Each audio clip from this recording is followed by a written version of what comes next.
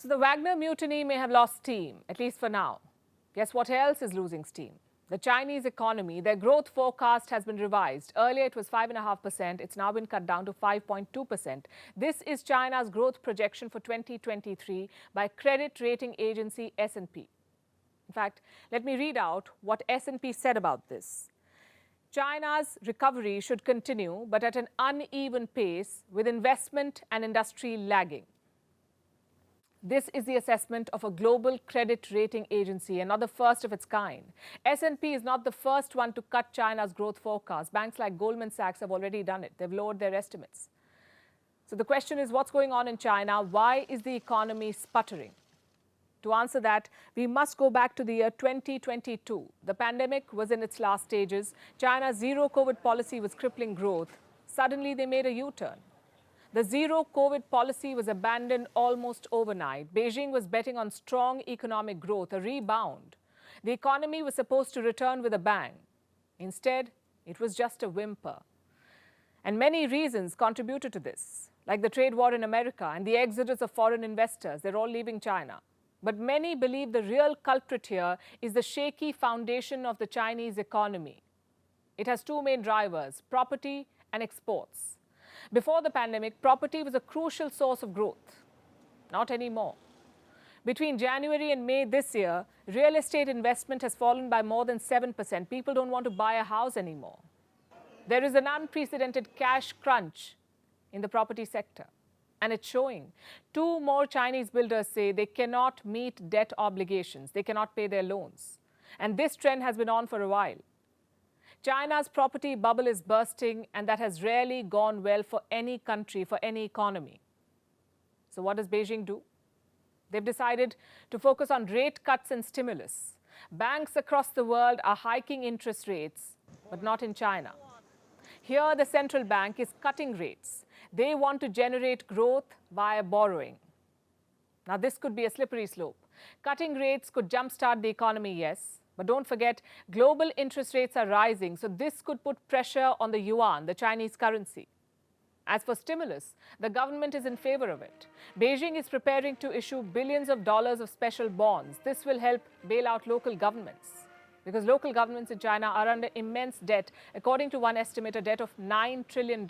Imagine that, $9 trillion of debt. A default of this debt would be disastrous. But Xi Jinping does not have many choices. Stimulus and rate cuts are temporary measures. They may help China steady the ship for now, but can they really revive growth? History has some examples. In 1989, Japan faced a similar situation. The economy had slowed dramatically, households were burdened with debt, the GDP growth was lagging. So what did Tokyo do? It ordered stimulus measures. These measures were directed towards investment, not consumption, investment. And this is where Japan went wrong. It led to years of stagnation. And by the looks of it, China could be staring at the same. So China clearly has a lot on its plate. You would imagine Xi Jinping would focus on fixing his economy. But like most leaders with inflated egos and misplaced priorities, he's busy with Pakistan, specifically at the LOC, or the line of control. This is the de facto border between India and Pakistan. And this is where China is busy. Doing what? Helping its all-weather ally Pakistan. China is helping build defense infrastructure along the LOC.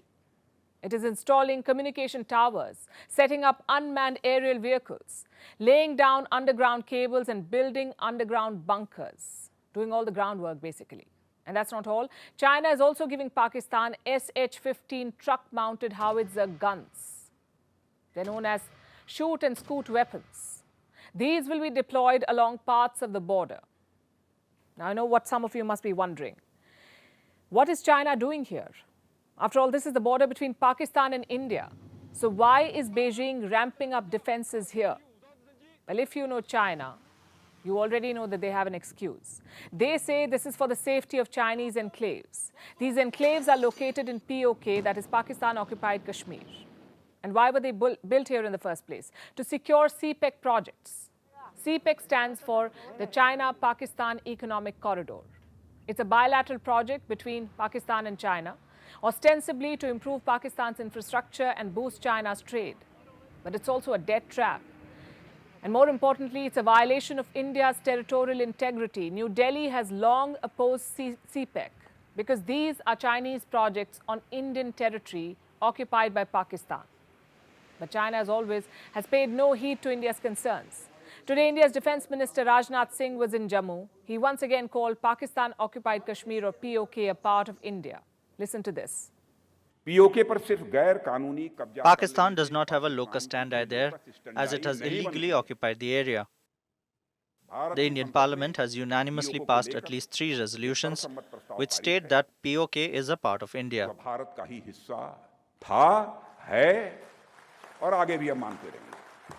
So that remains India's stance. But Beijing and Islamabad have gone ahead with their project. As problematic as it is, earlier they were only building infrastructure, now it's even worse. Now they're further militarizing the Indo-Pak border. And look at the timing of all of this. China, as we told you, is dealing with a slowing economy, and Pakistan is struggling to remain afloat. They're desperate. They need money from the IMF, the International Monetary Fund. They had a deal, but it expires this week. And they're trying everything they can to rescue it, even revising their budget. Pakistan recently passed a budget. It had no real reform. We told you about it. This budget did not suit the conditions set by the International Monetary Fund.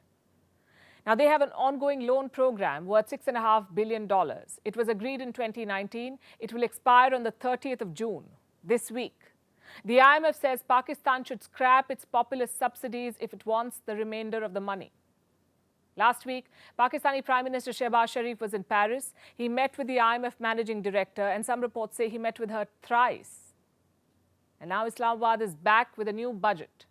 It has 2 key points. 1, generate an additional 215 billion Pakistani rupees in taxes, and 2, cut spending by 85 billion Pakistani rupees. So clearly, Pakistan is working hard to convince the IMF. Their economy is on the verge of collapse. Inflation has skyrocketed. In the month of May, it had crossed a record 37%. The rupee, the Pakistani rupee, has plummeted, and the country can no longer afford imports. Islamabad knows it needs the IMF deal now more than ever. But that has not stopped it from its nefarious plans at the border. You see, for both Pakistan and China, distraction seems to be the answer to their domestic problems. And what better distraction than militarizing India's borders? To begin with the biggest global headline, a revolt against Vladimir Putin, the biggest challenge to his rule. Vladimir Putin has been in power for 23 years. He's not faced anything like this before, an unprecedented coup that lasted 36 hours. It was led by this man, Yevgeny Prigozhin, chief of the Wagner group, also known as Putin's chef. This is a story that Hollywood would scramble to buy rights for. A strongman leader versus his own aide. A private army marching towards the capital, reinforcements made to stop their march, and deals being broken behind the scenes. At the end, the revolt may have ended, the rebel may have been banished, but it's left Russia in an extraordinary crisis. More on that later. First, let's tell you how the rebellion unfolded. What exactly happened in those 36 hours? It all began on Friday with this video. A 30-minute long video. At first glance, it looked like any other Wagner rant, because Prigozhin has criticized the Russian military before, multiple times. But this video was different. This time, the Wagner chief sounded very angry. He questioned the Kremlin's operations. He slammed the defense minister of Russia, and he said that the Ukraine war was based on lies. The war was not needed in order to return the Russian citizens to our bosom, and not in order to demilitarize and denazify Ukraine. It was needed for one star with additional embroidery so that one mentally sick man could look good on a coffin pillow. You heard that. Those accusations are damning. And of course, Moscow would not have any of that. So Russian agencies scrambled into action. They ordered for his immediate arrest. And this is where things start to boil over. Prigozhin said his fighters were approaching Rostov-on-Don. So Moscow sent troops there. Irrespective, Wagner forces took the city and they faced virtually no resistance. So by Saturday, they'd captured one Russian city. Riding high on their victory, they decided to aim for Moscow next, the capital of Russia. A huge column of Wagner vehicles set off for the capital. This is not a military coup. It is a march for justice. Our actions do not in any way interfere with troops. Obviously, the Kremlin was rattled. Moscow was their seat of power, and the Wagner mercenaries were coming for it. So Putin decided to address the nation. He called it a stab in the back for the country. Listen to this. We won't let it repeat a civil war. We will protect our people and our statehood from any threats, including treason from the inside. What we are facing now is treason. Unreasonable ambitions and personal interests lead to treachery, state treason, and betrayal of own people, and the common cause which Wagner fighters and commanders fought for along and died for alongside with other units and brigades. But even this failed to stop Wagner. By Saturday afternoon, they were less than 400 kilometers away. So the Wagner army is marching on. They're just hours away from the capital. At a later point, they're some 250 kilometers away. That's when the unexpected happens. Prigozhin hits the mission abort button. Why? Apparently to avoid bloodshed. The Wagner chief says a compromise was brokered, not by Putin, but by Belarusian President Alexander Lukashenko. And what are the conditions of this deal? 1. Wagner forces will halt their march. 2. Prigozhin would leave for Belarus. 3. A criminal case against him would be dropped. And 4. Those who joined the rebellion would not be prosecuted. These were the terms of the deal. Prigozhin was last seen in an SUV on Saturday night. He was leaving the town that he'd captured, Rostov-on-Don. Some local people were seen cheering for him. Others shook his hand through the car window. Meanwhile, the Wagner mercenaries headed back to their base, and just like that, the rebellion was over. It ended as suddenly as it began. At least for now, it's ended. But this wasn't just any other revolt. It was the biggest challenge yet to Putin's rule. It was Russia's most serious security crisis since 1999. And remember, all this was happening while Russia is still at war in Ukraine. So Moscow had to divert resources from there to protect its own territory. Putin had to move forces to protect himself from a private army that he helped create. Which brings us to the most crucial question. Where does this leave the Russian president? Has his hold on power weakened? Has this shattered his image of invincibility? Putin appeared on TV on Saturday. He appeared again in a Kremlin video address today. But he's not been seen in public since. No one knows where he is really. Many say he escaped from the capital. They claim that Putin flew to a secret place, a palace in Valdai. The seriousness of what has happened in Russia cannot be overstated. Putin's inner circle is very crucial for him. It is the key to keeping him in power, and Prigozhin was part of this inner circle. He was a close confidant until he decided to revolt. It seems Putin underestimated him. He could have stopped this with a phone call, but the fact is he did not. It was Lukashenko who had to step in. So clearly, this is a challenge to Putin's leadership. His strongman image has taken a hit, and many expect him to retaliate, either militarily or individually against those who took part in this revolt. Does that mean Prigozhin is not safe anymore? Well, technically, he's a free man, but now he has a target on his back. And what about his band of fighters, the Wagner group? What happens to them? They've been fighting Putin's war in Ukraine. In fact, they play a very key role there in the war in Ukraine. This private army has long had Moscow's blessing. Not anymore. Wagner's future looks uncertain now. It's hard to say what will become of the fighters or the impact that this will have on the war in Ukraine. Russia insists there will be none. That this rebellion will have no impact on the war, but that's a hard sell. Moscow has been dealing with infighting between Wagner and its military for a while now. And now it's had to deal with a mutiny. This definitely helps Ukraine, and while Putin seems to have been caught off guard, it looks like the West may have known something. US intel, for instance, says that there were signs of a mutiny. A key trigger was a decree issued by Moscow on the 10th of June. It ordered all volunteer detachments to sign contracts with the government. This included the Wagner group. What it basically means is this. There was going to be a takeover of the Wagner mercenaries. There were signals that something was up in Russia. Then why did Moscow not act? It's one of the many unanswered questions here. The rebellion may have ended, like I said, but the cracks are showing. It could pose a challenge to Russia and to Putin's leadership. For our next story, brace yourselves for a Zucker punch. Pardon the pun, because I'm going to tell you about two tech bros gone rogue. Tesla CEO Elon Musk and Meta CEO Mark Zuckerberg, the world's richest person and the world's richest millennial. One aged 52, the other 39. Now, why is their age relevant here? To reiterate the fact that these two billionaires are fully grown men, and to prepare you for what I'm about to tell you. Musk and Zuckerberg have agreed to a cage fight. That's right, they each want to stand in a red and blue corner and fight each other.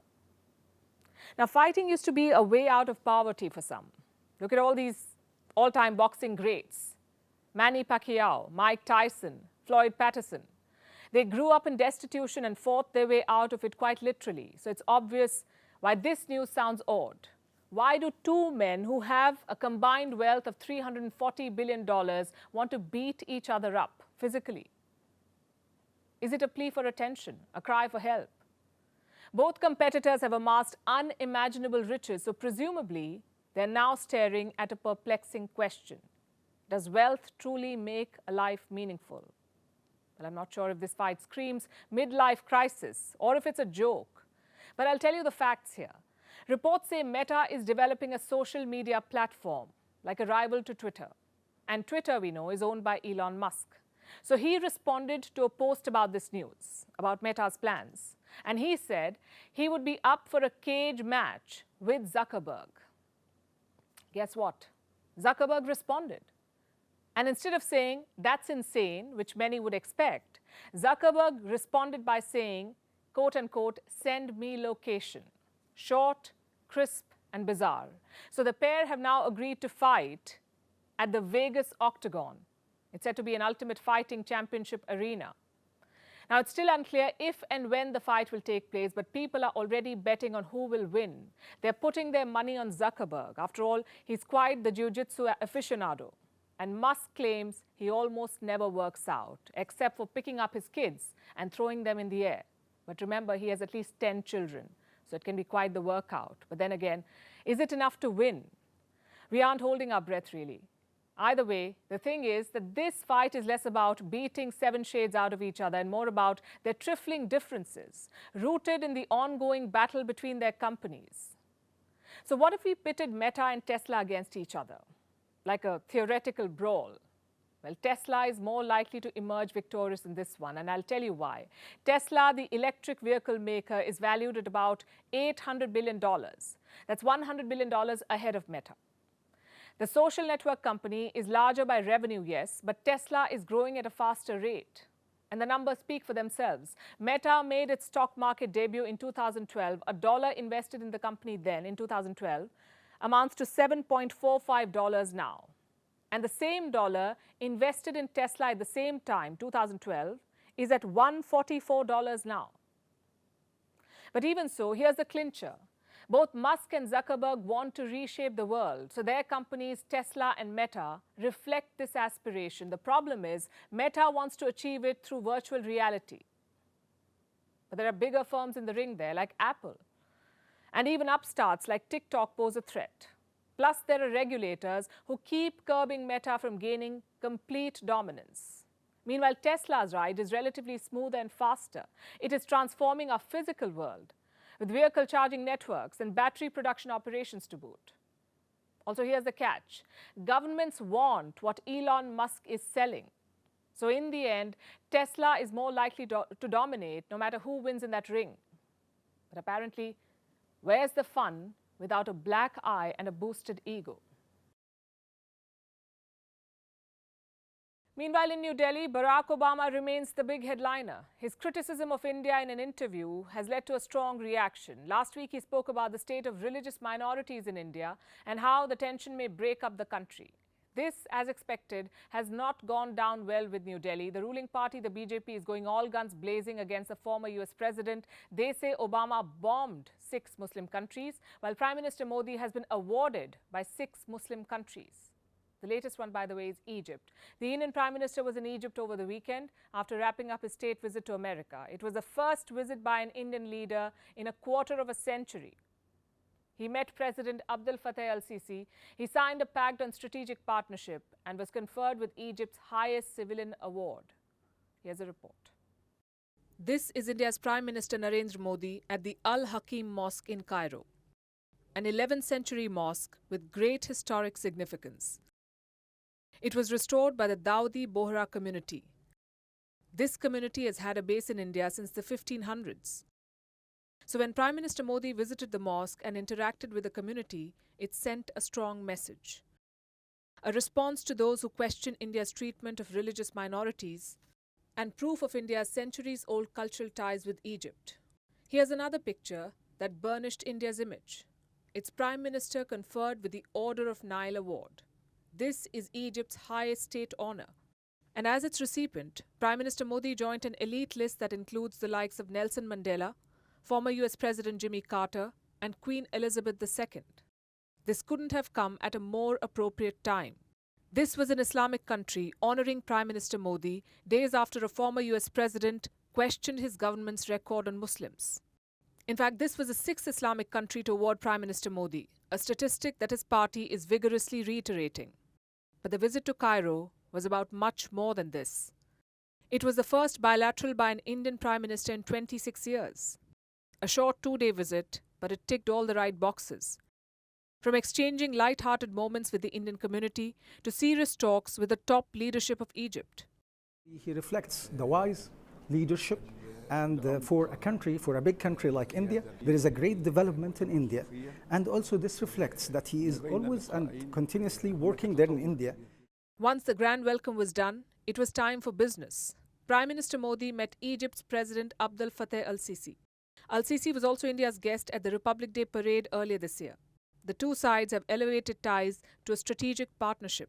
They signed multiple pacts, including on agriculture, archaeology, and antiquities and competition law.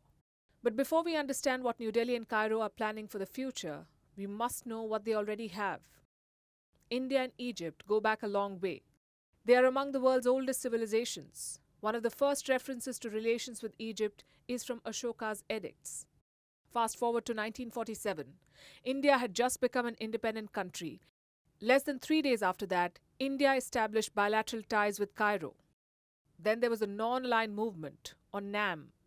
The world was divided into two camps during the Cold War. India's Jawaharlal Nehru and Egypt's Gamal Abdel Nasser founded NAM. Post-2014, the relationship took another turn. India began proactively engaging with the Arab world. In the case of Egypt, the focus has been on economic ties too. Reports say more than 50 companies have invested more than $3 billion in Egypt. India is one of the top 5 importers of Egyptian products. Bilateral trade stands at over $7 billion. They want to take it beyond $12 billion in the next 5 years. But the thrust going forward will be on the defense partnership. India is looking to boost its defense exports, and Egypt is emerging as a willing buyer. From Tejas to BrahMos missiles, there's talk of sale and technology transfer. This will help India in more ways than one. Egypt is a strong military power in the Arab world, a member of the Arab League and the OIC, or Organization of Islamic Countries. A deeper strategic relationship with Cairo serves many purposes for New Delhi. And images like these send a message to its critics. And now it's time for Vantage Shots, images that tell the story. Israeli lawmakers have begun debating a proposed judicial overhaul, sparking mass protests in the country. In Myanmar, authorities have seized illegal drugs worth $180 million to mark World Drug Day. And monsoon has arrived in India. The states of Haryana and Himachal Pradesh have witnessed flash floods and landslides, though. And finally, what makes June the 26th significant? We're going back to history to the year 1945 when the UN Charter was signed by representatives of the 50 countries that were participating in San Francisco. It is the founding document of the United Nations. We leave you with these images. Thanks for watching. We'll see you tomorrow. Labour President Truman arrives to attend the last sales, and the world is now final signing of the Charter. The signing is a historic. Fellow delegates, if we had had this charter a few years ago,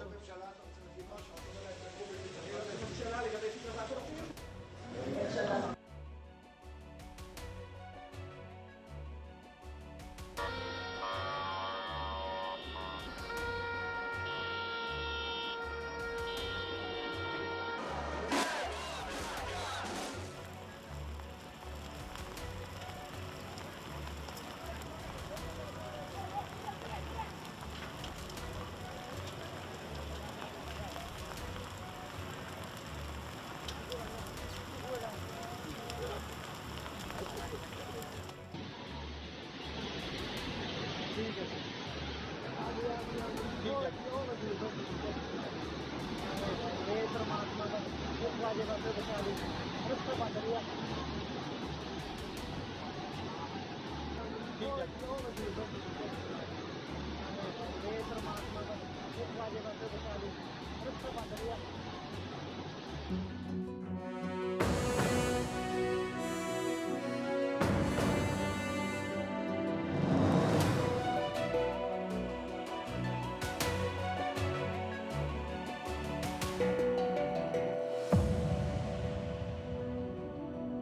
may have seen headlines of yet another mass shooting in America, gun terror. We are in Richmond, some 40 miles from Washington, D.C., and we're here at a shooting range. We'll speak to people here to try to understand why the average American takes up guns. Look at this. This is an ad for a gun. There are about 400 million firearms in the United States. There are about 600,000 negative outcomes. This is the only country, I think, which has such frequent incidents of school shootings. And when you take 600,000 and you divide it by 400 million, that's a very, very, very, very small percentage negative outcome. This is America for you. It's a country which has more guns than people.